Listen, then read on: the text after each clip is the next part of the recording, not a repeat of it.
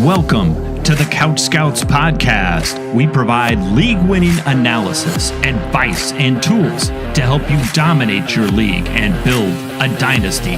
Scout, draft, win. Here's your host, Matt Cooper. Hello, and welcome to the CouchScouts podcast, episode 116. I'm your host, Matt Jackson. We have Cooper, who's currently got some other obligations tonight, so you guys have me tonight and my co-host, fellow co-host for the week, Matt Rupert. How you doing, my man? Man, I am doing pretty good. It has been a long day today. Been a little sick, feeling under the weather, so I'm hoping to push through tonight, and I'm excited to push through tonight because we got a fun guy that we're talking about tonight. So it'll make it a little easier. Yeah, I was about to say it. Being able to go over Jordyn Tyson should cheer you up. Not to bury the lead here at the beginning, but he is a fun tape watch. He absolutely was, and in between the naps that I was taking today, trying to feel better, I got to watch this tape, and man, it was a fun one.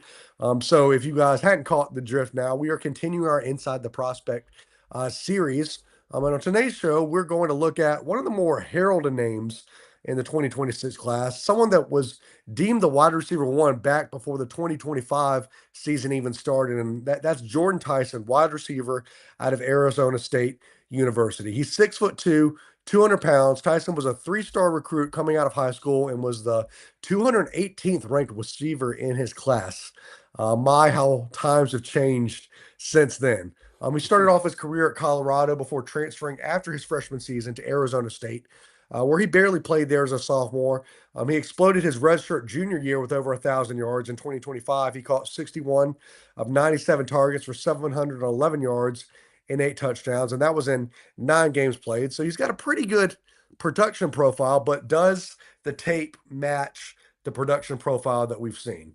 So as always, one of the first things that we like to do, right, when we talk about wide receivers or the receiver position as a whole, is talk about his route running. So this includes things like release, and then we've broken up short and intermediate route running.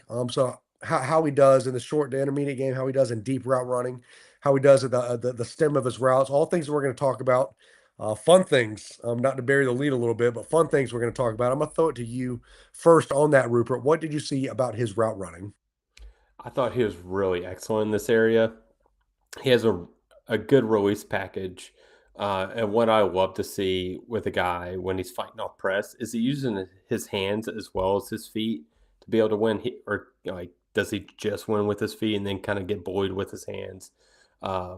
Very, very happy to report that I saw Jordyn Tyson really be able to use his hands and his feet to beat press.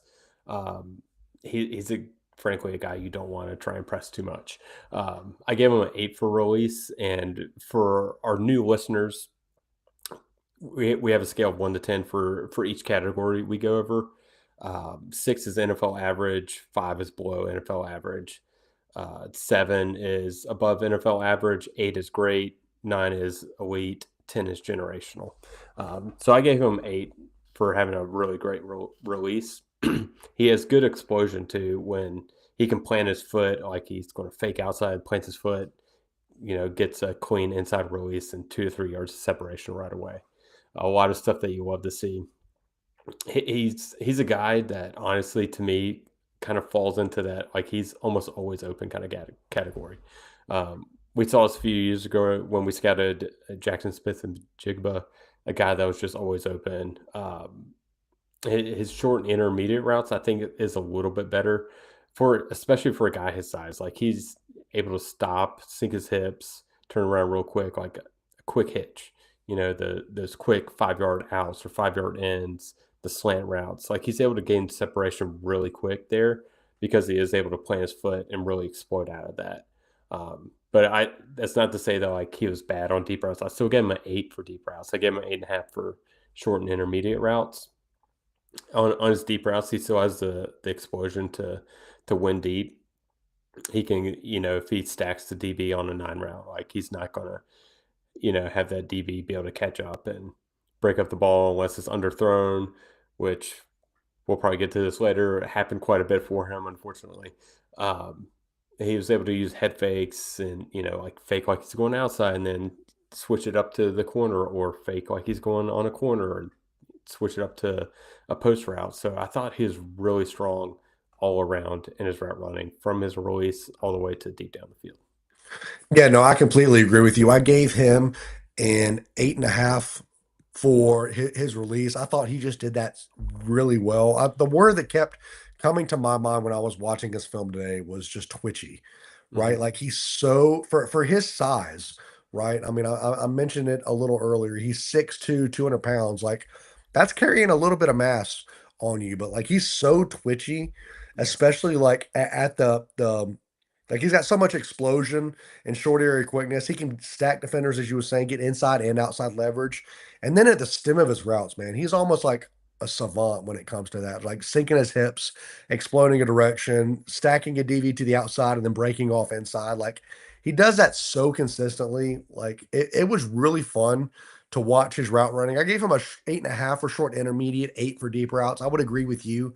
I think he did better short to intermediate than he did deep. And that's not to say that he wasn't a great deep route runner because Yeah. he showed some nuance there, right? The ability to kind of give a head fake and blow by a defender or just kind of take a little jab step inside or outside and break the other direction. Like he showed nuance in there, but he was just so consistently open to Yeah. the point where like there were so many times that he should have gotten the ball that he didn't, right? Bro. Like I know I just said that he had 711 yards and 8 touchdowns. Like He should this is a have guy 1,500. this is a guy that could have been 1,000 yard receiver. Like he was Jeez. open that consistently.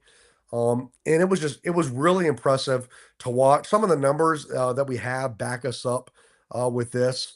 He had a PFF receiving grade of 85.9, which is ninth best in the SBS, tied with Elijah Surratt, who, if you haven't heard about him, go listen to our bonus podcast, subscribe to the show, and listen to our bonus podcast on him because he's a guy to talk about as well. But all that to say, like, he was really fun to watch in these areas. Super twitchy, super super well-rounded route runner. So all plus grades for me. The next thing that we always talk about that goes kind of hand in hand in this, right? We Cooper always makes this point on the podcast. Your first step as a wide receiver is to get open, right? If you can get open at a high volume, which Jordyn Tyson was doing, you're going to earn targets. And the next thing that you're going to do when you earn those targets is you got to be able to catch the ball. So we're going to talk about hands, contested catch radius, some of those things. What did you notice about these areas for him? Again, he's all plus in all these categories. Again, not to bury the lead, like I gave him very high scores in every area. Like he's a guy that just doesn't have a weakness, and this really shows up here. Like his hands are s- really really good. Like whether he's toe tapping on the sideline, whether he's having to dive for a pass, which he had to do way too often, especially this last year. Um, he's very acrobatic. When I was watching him, he reminded me a lot of Tedero McMillan, a guy that when he jumps, he just kind of like hang glides up there for so long, It's and like he's a still able to, gazelle. He looks yeah, like a gazelle. yeah, he's able to make that catch. So like the things that we rate here, I give him an 8 for hands. I give him a 7.5 for contested catch. The analytics aren't the best for his contested catch radius, his contested catch rate. I think it was like 43, 44%, something like that, which is still good. I think he's better than that. What I just kept on making notes of over and over again is like the quarterback threw it up. It was way too far inside. He really doesn't have any kind of shot to get to it, but it still is kind of a contested catch. Like he has to reach around the defender's back to try and get to the ball. Like it's not thrown up high on a goal line fade. It's thrown low and inside. It's just like a lot of those situations where the ball was just not where it was needed to be. So I kept on thinking, going back to Elijah Surratt, uh, like I would have loved to seen what Tyson would have been able to do with a better quarterback like Mendoza. Um, so I'm really excited to see him in the NFL. I think this could actually be a strong point of him, but the 7.5 I gave him for a grade for his contested catch is the lowest grade I have for him on anything, which says a lot because 7.5 is a very good scores between above NFL average and great. For his catch radius, I gave him an 8, mainly due to his jumping ability. 6'2" and can really jump. Now that I'm thinking about it, I actually may go a little bit higher there when it's all said and done. Um, really good body control as well, especially like jumping, contorting along the sidelines, multiple times where he's like jumping up, spinning, catching the ball, getting a foot in bounds. I gave him an 8 for body control as well. And another thing that we like to talk about with ball skills is physicality. Like, is he able to like fight off the defender? Is he able to hand fight deep down the field, kind of like do the subtle sheds of the DBs to create that little bit of separation at the last moment? And I thought he did a really good job of this, and I gave him an 8.5 on my score. Yeah, no, I agree with a lot of what you said. I gave him a 7.5 for hands, which honestly could probably go up even more. I'm just looking at some of these numbers on him. I mean, he had a drop rate, Rupert, of 1.6%. He had one single drop in all of 2025, which is just ridiculous. He has soft hands. He extends well to the ball. He plucks the ball out of the air. So I'll probably end up going probably an 8 to that now that I'm sitting here talking it out. I gave him an 8 for catch radius, 8 for body control. Just so many plays where he's diving down from the ball. Like I saw one particular play where like the ball is thrown out way too far ahead of him, and he like dives forward, catches the ball while completely horizontal Yep. in the air. And I'm like, you shouldn't be able to make that catch, but he did. That's because his catch radius and body control is just really good. Um, Especially around like the sidelines. There's so many plays like the ball is thrown up where it's high enough where he shouldn't even be able to get a hand on it, and he gets up and he doesn't come down with it, but he gets a hand on it and it almost does. Yeah. So his ability to do that is just really, really, really good. Like he does that at a nice level. 43.4% contested catch rate on 16 targets. This was something that I did notice. You said you gave him a 7.5. I gave him a 7. I saw him do it occasionally, but there were also some contested catches that he didn't come down with. And I guess that's where that 40% is coming from. I'm not to say that he can't do it because I did see instances of him getting the contested catch. But this was not something like it's not like a Carnell Tate, right? Where it's 60-40 balls, Yeah. right? Or He, Denzel he Boston. or Denzel Boston, right? Like Yeah. it's not to that effect. He's still good at it. Like I gave him a 7, which honestly, like we're gonna talk about this, like that's my lowest grade for him Same. Yeah. across the sheet, right? So I mean if that's the problem, like you've got a really good receiver, and that's what Yeah. we're trying to tell you guys. You've got a really good receiver in Jordyn Tyson. Yeah, 100% agree. Another thing to note, I thought he tracked the ball deep down the field really well. Yeah, Passes that were like deep down the field over his other shoulder, able to track it and still keep his feet in bounds. One beautiful like end zone play, another like 9 route down the sidelines. Like he does a really good job of tracking the ball well. So that ball tracking ability I see, I think he's going to be better at contested catches in the NFL, especially if he gets a quarterback that really yes. knows how to place those kind of back shoulder throws and things like that. Correct. The next thing that we like to talk about that comes into this a little bit is your yards after the catch ability. Kind of a little bit of athleticism skills go into this. Are you an athlete? What's your game speed look like? Um, what's your yards after the catch ability? Do you have that sort of thing? So we're going to break this up into two ways. I want to first talk about his yards after the catch, and then we'll talk about game speed, burst, and quickness. Before we do that, we're going to take a little bit of a break, and I do want to plug our website. If you guys haven't been a part of CouchScouts.com, now is the best time to get in on what we have going on at the Couch Scouts. All of these profiles that you hear us doing week in and week out are going to be a part of a massive rookie guide that we're going to put several versions out. The first one coming out in March. And we're calling it your ultimate cheat sheet to dominating your dynasty drafts.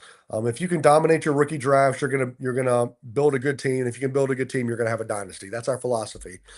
So you can get into that for as cheap as a cup of coffee a month, and you can save when you bundle annually. We also have bonus podcasts that we're going to record right after this, talking about another wide receiver who you should probably hear about as well because he was just as fun to watch. We've got a all 22 film room that you can get in and watch the film, as well as one-on-one consultations where you can sit down with one of us and go over your team, some of the strategies to help you make a better dynasty team. So if that sounds interesting to you, make sure to head over to CouchScouts.com, sign up today, get in on that free Discord as well that we have. We don't want to charge anything for Discord. We just want to build a community of people that listen to us. So lots of great things happening. Hope you will join us at CouchScouts.com. Rupert, let's talk about his yards after the catch ability, because this was another area that was really fun to watch. Tell me what you saw here. I was really shocked. I don't know if were you shocked as well. Like I just went into it not thinking he would be a yak guy. Um, he was really, really good in this area, like really good. Um, I gave him an 8, which was like the highest I've rated anyone so far this year. With his yak, he's a weapon, man. Like get him a 5 yard out, and he can turn that into a 15, 20 yard, or even a house call. You can throw him wide receiver screens. He has a really good feel for the game. What we talked about earlier, that twitchiness that he has like in his routes and that start stop ability, he uses that so well with his yak. My favorite thing though, I don't know if you have the same note, like there's so many instances where he has his back to the DB, maybe it's like a hitch route or something like that, but he just has an innate ability to He feels feel the the defender. defend. He feels Yeah, the defender. Yeah. he feels that safety and that cornerback closing in on him. He starts working back towards the ball as it's thrown to him, so he has more room to catch it, turn around, and make a move on both the guys. There's so many instances like that where it's like 2-on-1. He works back to the ball. Now he can, pick which way he wants to go as he's already moving, able to spin outside, inside, just kind of like pick where he wants to go based on what he's feeling with his back turned to the guy. That's something I feel like you see out of like some of the more special wide receivers. Um, and he's not just like a twitch and athlete with the act, like he can get physical too. Like he can stiff arm you and go for another 30 yards. Like there's one play that was just really fun. He stiff armed a guy and basically dragged him for almost like 20 yards. The guy was like hanging onto his jersey and he was still running until he finally couldn't go anymore. So this is what really makes me excited about him, especially in PPR formats. Like he's going to get open early with his release and short the intermediate routes, and then he's also got like you want to manufacture touches too. So to me, this seems like a bit of recipe gold, like a golden recipe for a dynasty wide receiver, and I'm real excited to see him at the next level. Yeah, some of the numbers back up kind of what you're saying a little bit too. He had 4.3 yards after the catch in 2025, which is not like explosive, right? Like it's not an elite territory. But when you look at his targets that he had behind the line of scrimmage, right? So the manufactured targets that you were talking about a little bit, Rupert, the offensive line or the offensive coordinator decided to get the ball in his hands early. That number jumps all the way up to 8.4 yards after the catch. So that shows a little bit of some of the stuff that we see in his route running, right? The twitchiness, the ability to make people miss, the ability to break down and kind of break guys' ankles in the open field. But he was also physical. Like I saw the same thing as you were talking about, the physicality of the stuff arm, the playing well through contact. He forced 6 missed tackles in 2025. Not an elite number by any means, but he's still plenty good after the catch. I gave him a 7.5 after the catch. I thought he did this really well. Um, he's going to get open, like you said. I think that's an important note. Like this isn't a guy that you're having to manufacture touches because he can't get open. Like this is a guy that's getting open consistently. And when you get him the ball, good things happen. And I think at the next level, we see the trend of the NFL going this way, right? Those guys that you can get the ball in open field, and they make something happen with it. Like Jordyn Tyson can be one of those guys. So it was really cool or really awesome to watch this film and see that. Part of this goes into his athleticism, right? This is the next area we're talking about: game speed, burst, and quickness. And I thought he did this really well too. I gave him an 8 for game speed, 8.5 for burst, 8.5 for quickness. These were all areas like this dude. I can't say it enough to you guys that are listening right now. Like this guy's a twitchy athlete. Yeah. Like Like he is quick in short areas. He's explosive in short areas. He explodes in and out of his breaks. He explodes off the line of scrimmage.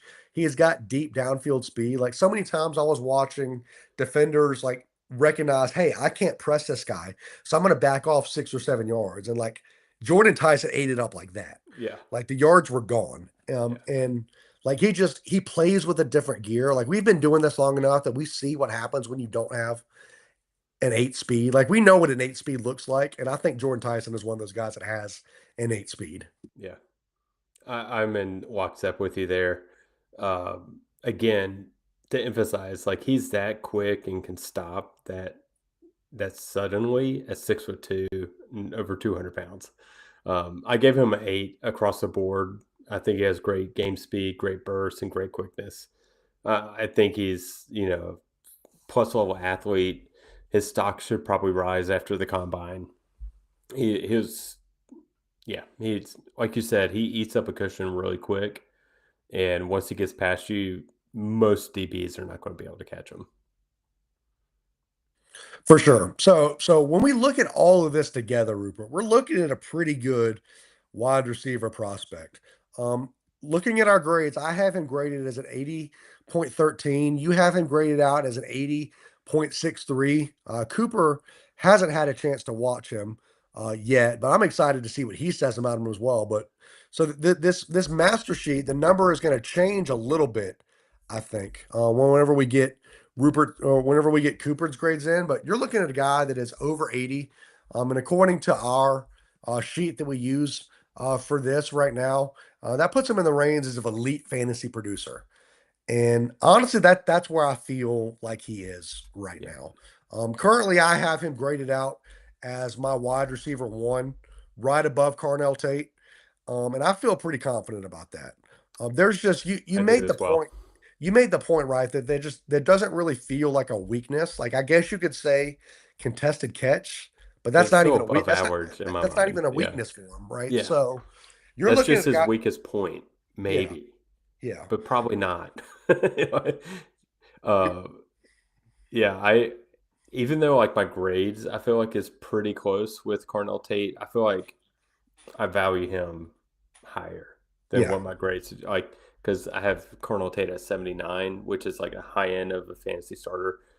So for context, between 75 and 79.9, we value as a fantasy starter between 80 and 84.9 elite fantasy producer. So I think we had two wide receivers above 80 last year, yeah. and I feel like um, Tyson's grade is very similar to my Tedero McMillan grade from last year. And when I was watching the tape, I was like, I feel like they're very similar players. I think Tyson has a much better release than Tedero McMillan had in college. Tedero's better at contested catch, but other than that, like there's like no holes in their game.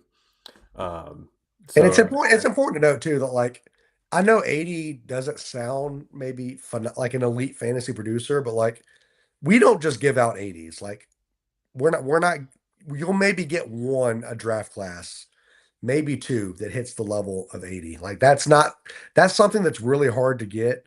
And Jordan Tyson earned that yeah, easily. and honestly, like he may bump up as we get through the process more. Um, Also, for context, he only played 9 games, I think, last year. Or, yeah, it is last year now. Sorry, Yeah, it is last 2026. year. He played 9 games and had that 700 yards. Yeah. So it wasn't a full blown season. So we don't have as much 2025 tape. I went back and watched all the 2024 tape that we had for him, and he looked amazing there as well. His better statistical season. And you Um, got the chance to watch Cam Scatterbo again. what a double pleasure that was, getting to watch Jordyn Tyson tape and Cam Scatterbo again. What a treat. I would highly recommend it to everybody. So great. So no, you're looking at a guy. Obviously, we have Jeremiah Love, who's pretty much the consensus 101 right now. And I know it's still early in the process, but I mean, you're potentially looking at Jordyn Tyson going in the first round, and I'm thinking probably top 10 picks is probably where he's going to end up going. top 10, top 15, in and the real NFL draft. in the real Yeah, NFL draft, and somebody that's going to be a 102 pick in your rookie drafts. Do you feel confident with that? I feel confident he's going to be the first wide receiver taken. I'm not sure there will be a top 10 um, wide receiver at this draft and the real NFL draft, but I can totally see him being top 15. Um, and based on all of our grades so far, like he's clearly 102 for me. Correct. Well, guys, that just about does it for us. If you don't have any high picks in your, or if you have some high picks in your draft, we would definitely recommend you consider Jordyn Tyson. He was a fun tape watch. Appreciate you joining us for that as we continue our Inside the Prospect series. Next week, we'll be back talking some running backs, I believe. So make sure you guys check us out on all podcast platforms that you can get. Make sure you leave a rate and review for us. That helps people to find our podcast. And then make sure you guys join the Discord.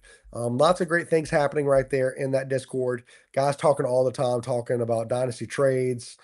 Playoffs are approaching, and the Carolina Panthers have broken their drought, and they're finally in the playoffs again. So we'll see what happens. I'm sure it'll be a lively. Got the Panthers Cup. I love it. I'm sure.